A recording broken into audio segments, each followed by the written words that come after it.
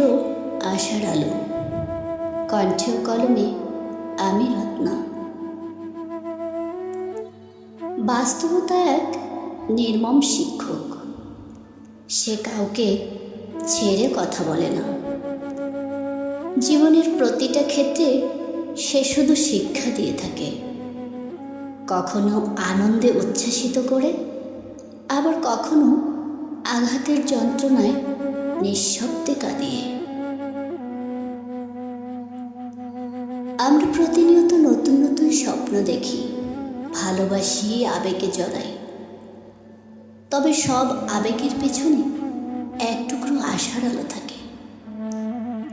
কিন্তু বাস্তবতা সেই আলোকে প্রশ্নবিদ্ধ করে।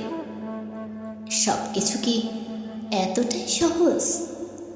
চাইলেই কি আমরা হাতের মুঠোয় সব কিছু পেয়ে যাই?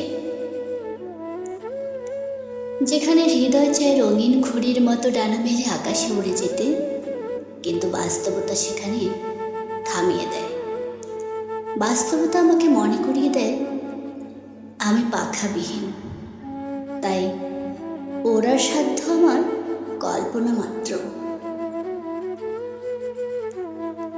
আমরা ভাবি ভালোবাসা অনেক কিছু জিতে নিতে পারে, ভালোবাসা দিয়ে পুরো পৃথিবীকে জয় করা সম্ভব। কিন্তু বাস্তবে তা নয়। সময়, সুযোগ আর পরিস্থিতি সব কিছু মিলেই সিদ্ধান্ত নেয়। সব জায়গাতে ভালোবাসার স্থান হয় না, সব জায়গায় মনের মূল্য প্রাধান্য পায় না। একসময় ভেবেছিলাম মন চাইলেই সব পাওয়া যায়। কারো ভালোবাসা, কারো সাথে থাকা, নিজের মতো করে স্বপ্ন গড়া।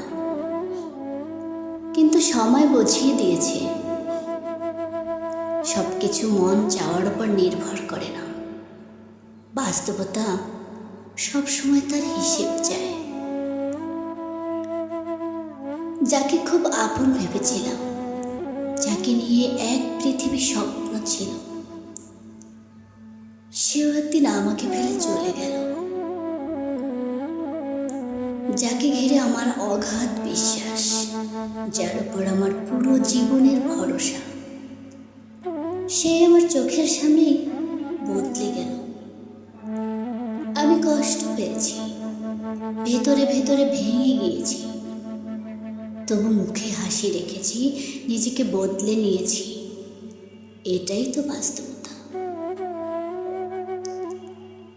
জীবনের শেষ প্রান্তে দাঁড়িয়ে আবেগ বলে আমি নিঃশেষ হয়ে গেলাম।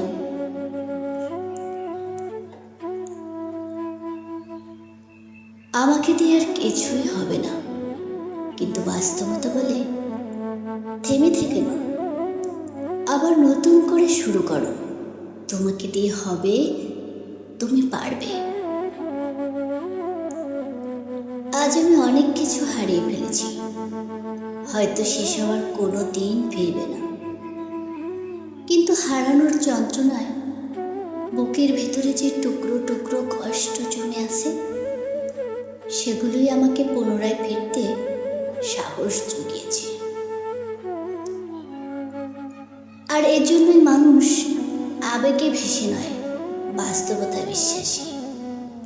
কারণ বাস্তবতা যতই কঠিন হোক, তাতে বাঁচার মানে থাকে না যদি একটু স্বপ্ন না থাকে, একটু ভালোবাসা না থাকে, কিছু টুকরো কান্না আর কিছু হাসির মুহূর্ত না থাকে।